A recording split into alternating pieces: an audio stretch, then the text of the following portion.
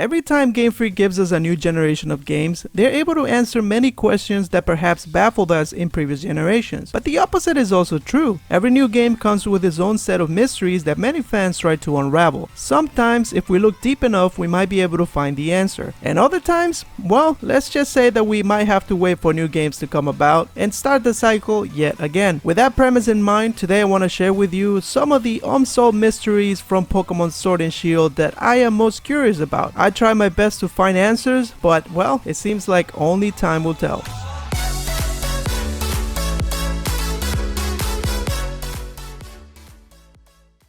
So far, every Pokemon generation has guaranteed you at least to be able to meet your mother. Yes, since the very beginning of Pokemon, your mother has always been there. But it is the complete opposite when it comes to your father. Many generations don't even mention them, and only Gen 3 addressed this issue. So when you start your journey in Pokemon Sword and Shield, I was excited to see a reference to your dad from the start. As soon as you pick up your bag, a game text will let you know that it actually belongs to your father. I was hoping that this wouldn't be the last time you hear about your dad throughout the story, but after beating the games, it looks like that was it. I was not able to find any other mentions of your dad. So who is your dad? And why does Game Freak tease you in the very beginning and then disappear just like your father? This is a mystery that will probably go unsolved like in previous generations.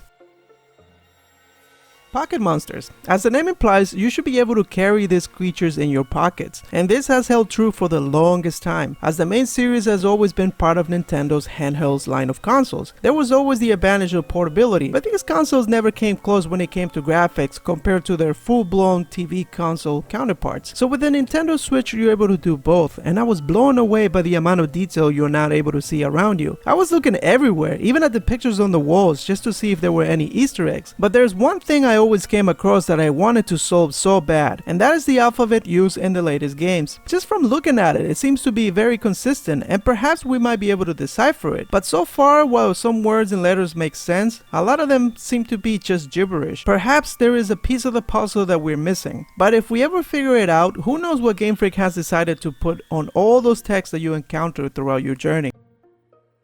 After you complete the game, an NPC at Store on Side will give you a Beast Ball. We all know what this item is and its main purpose, so obviously I went all crazy looking around for Ultra Beasts, just to realize by the power of the internet that there aren't any in the games. So what gives? This is a fully functional Pokeball. If you use it on any other Pokemon, you might end up wasting it as it has a very low catch rate. I'm sure everyone is already thinking that perhaps there's going to be some sort of DLC in the near future, and many fans like myself are saving this special Pokeball just in case. Of course, nothing is certain, so as of now, it still remains a mystery on why Game Freak has provided you a Beast Ball with no actual use for it.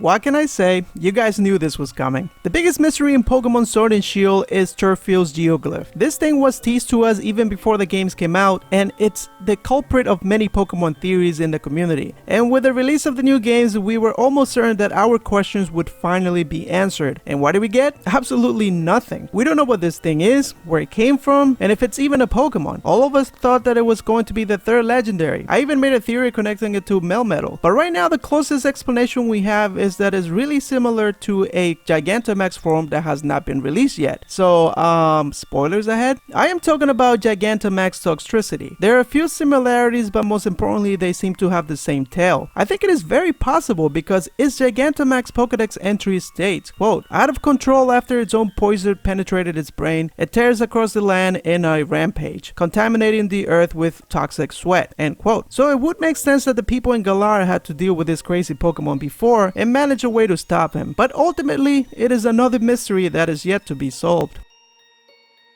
Well, that is all I have for you guys today. I hope you guys enjoyed this quick little video, and don't forget to show your support by liking and subscribing. Do you know of any other mysteries in Pokemon Sword and Shield? Let me know in the comments below. Thank you so much for watching, and until next time, Pokemon fans.